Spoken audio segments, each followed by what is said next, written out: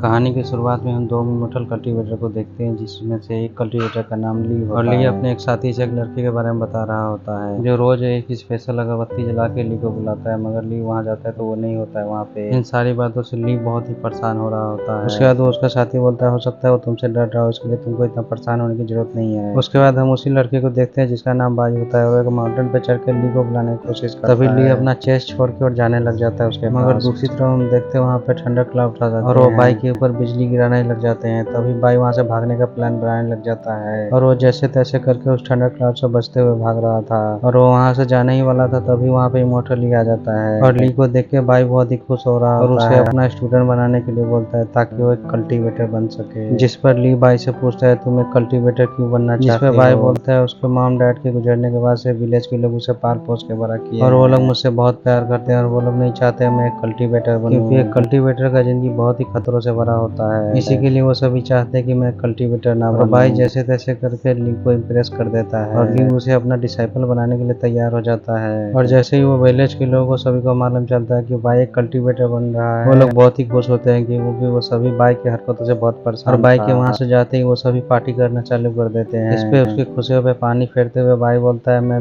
वापस आऊंगा। ये सुन के वो विलेज के लोग सब वापस परेशान हो जाते हैं और वापस से उदास हो जाते हैं। उसके बाद ली बाई को उड़ा के एक जगह पे ले जाता है और वहाँ पे अकेला छोड़ के चला जाता है, जहाँ पे बाई का मुलाकात फायर डिपार्टमेंट किचन के हेड से होता है। उस हेड का नाम होता है जेंग, और जेंग बाई को बताता है कि आज से तुम हमारे डिपार्टमेंट का मेंबर हो। तभी वहाँ पे एक लड़का आता है जिसका नाम बाओ होता है, और बाओ वो भी एक किचन फायर डिपार्टमेंट में शामिल होना चाहता था, मगर उसकी सीट बाई ने हड़प लिया था, और बाई बाओ से बहुत ही कमजोर था। तो बाओ को लग रहा था कि बाई ने बहुत सारा रिश्वत दिया, और बाओ बाई से बोलता है कि तुमने बहुत सारा रिश्वत दिया, इसके लिए तुम्हें ये सीट मिला, और तुम मेरा सीट हर पाए तब तुम्हें इसके खामियाजा भुगतना पड़ेगा। और बाओ बाई पे अटैक कर देता है। तभी बाई के सीनियर उसके अटैक को दूसरी तरफ मोड़ देता है, और बाओ के अटैक सीधा एक खंबे में जाके गिर जाता है। ये देखकर बाई बहुत ही परेशान हो जाता है। तभी बाओ अपने अंगूठे को काट कर एक बाई के ऊपर ब्लड सील लगा देता है, जो एक चैलेंजर सीट था, जो उन दोनों में से किसी एक के मरने के बाद ही वो सील हटने वाला था। ये देख के बाई बहुत ही परेशान और हैरान होता है। तभी बाई के सीनियर पीछे से आके बोलता है, तुमको डरने की जरूरत नहीं, जब तक तुम यहाँ हो तब तक तुमको कोई कुछ नहीं करने वाला। और उसका सीनियर उसको किचन में ले जाता है और बता रहा होता है कि जब तक तुम किचन फायर डिपार्टमेंट में हो तब तक कोई तुम्हारा कुछ नहीं कर सकता है। उसके बाद जेंग बाई से बताता है कि हमारा फायर किचन डिपार्टमेंट एल्डर्स के लिए खाना बनाता है, और यहाँ मौजूद सारे इंग्रेडिएंट्स हाई लेवल के थे, जो कल्टीवेट करने के लिए स्पिरिचुअल पावर प्रोवाइड करते थे। और बाई फायर डिपार्टमेंट का 9th मेंबर था।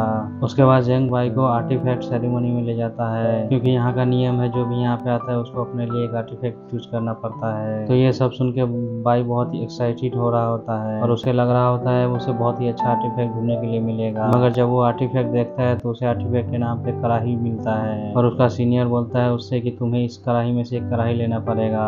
और वो कढ़ाई को देख के बाई उस आर्टिफैक्ट को लेने के लिए हिचकिचा रहा होता है, जिसपे जेंग बाई से बोलता है ये आर्टिफैक्ट इस बात का सबूत होगा कि तुम फायर किचन डिपार्टमेंट का मेंबर हो, जिससे बाई काफी खुश हो जाता है और अपने लिए एक आर्टिफैक्ट ढूंढने लग जाता है। और वो उस कढ़ाई के अंदर से एक टर्टल शेप की कढ़ाई को चूज करता है अपने आर्टिफैक्ट के तौर पे, जिसपे उसके सभी सीनियर उस पे हंसने लग जाते हैं। उसके बाद जेंग बाई को कल्टीवेट करने का तरीका बताने लग जाता है, जहाँ पे जेंग बाई को बताता है कि कल्टीवेटर के 10 लेवल पे डिवाइड होता है, और तुम्हारा लेवल जितना ज्यादा हाई होगा तुम उतनी ही टेक्निक को सीख पाओगे, और एक बार आप जीरो की कंसिडरेशन लेवल पे पहुंच जाते हैं उसके बाद फाउंडेशन लेवल पे पहुंचना पड़ता है, जहाँ पर बाई का फायर किचन डिपार्टमेंट में एडमिशन हुआ रहता है, जहाँ पे ज्यादा 3rd की लेवल तक जा सकता था। और बाई को हाईएस्ट लेवल पे कल्टीवेट करने के लिए आउटर सेक्टर में जाना पड़ेगा, मगर बाई को 3 की कंडीशन लेवल पे पहुंचने के लिए काफी समय लगने वाला था, इसीलिए उसे अभी आउटर सेक्टर जाने की चिंता करने की कोई जरूरत नहीं था।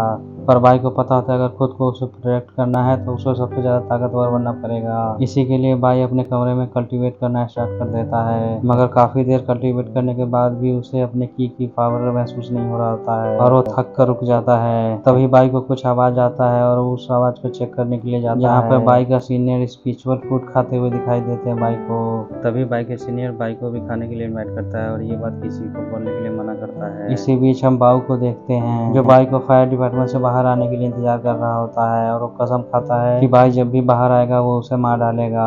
इसी बीच किचन के अंदर हमें दिखाया जाता है जो बाई ने बहुत सारा खाना खा लिया होता है, और जेंग से वादा करता है कि उसकी स्पिरिचुअल फूड खाने के बाद किसी को वो नहीं बताएगा, जिस पर जेंग बाई से बोलता है अभी तुमने कल्टीवेट करना स्टार्ट किया है, इसके लिए ये स्पिरिचुअल फूड तुम्हारे अंदर सारे इम्प्योरिटी को डिस्ट्रॉय कर देगा, जिससे तुम्हारे लिए कल्टीवेट करना काफी आसान हो जाएगा।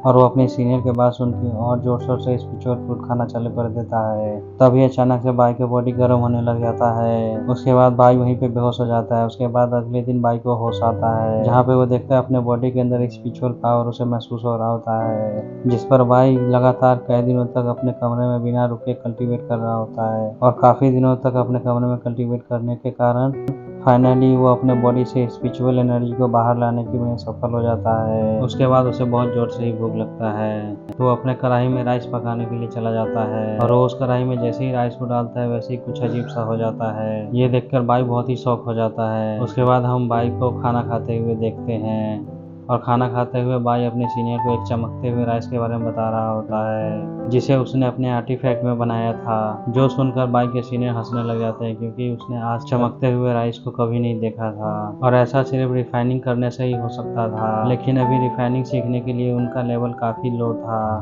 जिसमें जेंग बाई को रिफाइनिंग करने की टेक्निक बताता है, जिसमें से पहला तरीका होता है वेपन रिफाइनिंग टेक्निक, जिसमें कल्टीवेटर अपने वेपन को रिफाइन करके अपनी पावर बढ़ाते हैं। और सेकंड होता है मेडिसिन रिफाइनिंग टेक्निक, और कल्टीवेटर मेडिसिन को रिफाइन करके उसके पावर बढ़ाते हैं। और आखिरी रिफाइनिंग को स्पीड रिफाइनिंग बताया जाता है, जिसमें बॉल्ब में मौजूद स्पिरिचुअल एनर्जी को किसी चीज में डाल के रिफाइन किया जाता है। और ये सारी बातें सुन के बाई अपने आर्टिफैक्ट के साथ एक्सपेरिमेंट करने लग जाता है, क्योंकि उसे लग रहा था उसका आर्टिफैक्ट स्पीड रिफाइनर आर्टिफैक्ट है।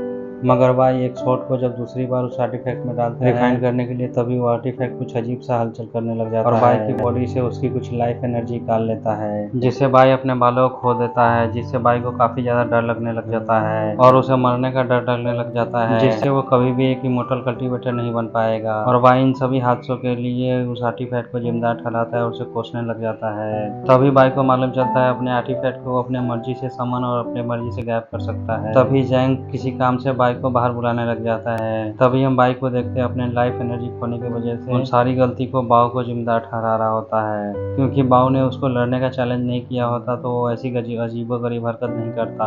इन सारी बातें से परेशान होकर बाई बाव का नाम जोर जोर से चिल्लाने लग जाता है और उसे चैलेंज करने लग जाता है। तभी बाई को मालूम चलता है कि बाव काफी समय से मिसिंग है। ये सुन के बाई बहुत ही उदास हो जाता है, क्योंकि उसकी लाइफ स्पेन बिना किसी वजह के बर्बाद हो गई थी। जिस पर बाई का एक सीनियर बाई को बताता है कि वो अगर एक बिगिनर मिशन पूरा करेगा तो बाई की एक बिल मिलेगा, जिससे उसका 1 साल लाइफ बढ़ जाएगा।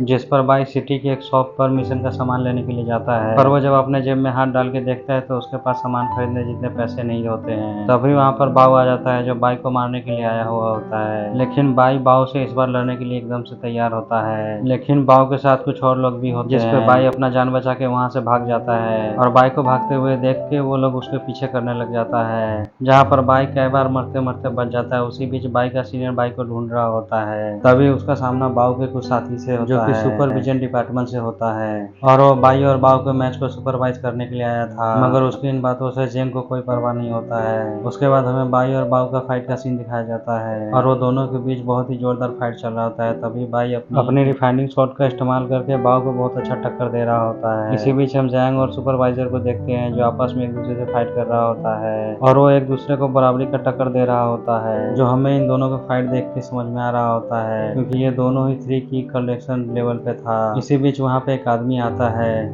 और वो दोनों का फाइट को रोक देता है, और वो आदमी उन दोनों से बोलता है कि बाव और बाई के बीच में जो फाइट हो रहा था उसमें से दोनों में से कोई एक मरने वाला है। जिस पर वो सभी तुरंत वहाँ पे जाते हैं जहाँ पे बाई और बाव का फाइट हो रहा था। और जैंग को लग रहा था बाई बड़ी बुरी तरीके से हार गया होगा बाव से, मगर जब वो वहाँ पहुँचते हैं तो काफी ज्यादा शौक हो जाते हैं, क्योंकि बाई उस मैच को जीत चुका होता है और बाव को बहुत बुरी तरह से पिट रहा होता है, जो देखकर वो सुपरवाइजर बहुत ही हैरान होता है, क्योंकि बाई एक नया डिसाइपल होने के बावजूद भी बाव को बहुत बुरी तरह से पिट रहा था। तभी जैंग को मालूम चलता है बाई 3rd लेवल पे चला गया है, और ये बात जान के जैंग को बहुत ही हैरान होता है, क्योंकि बाई को ट्रेनिंग की हुआ सिर्फ 1 महीना हुआ होता है, और बाई का सीनियर ये सारी बातें कर ही रहा होता है। तभी वहाँ पे एक अनाउंसमेंट होता है, जो अनाउंसमेंट आउटर सेक्टर जाने के लिए होता है, और कुछ समय बाद उसका सिलेक्शन स्टार्ट हो जाएगा, और उस कंपटीशन में जो भी जीतेगा उसे आउटर सेक्टर में जाकर ट्रेनिंग करने का मौका मिलेगा। मगर इस बार का टूर्नामेंट बहुत ही टफ होने वाला था, क्योंकि इस बार 3 लोगों को ही सिर्फ आउटर सेक्टर में जाने का मौका मिलेगा। इसी के साथ ही ये पार्ट यहीं पे एंड हो जाता है।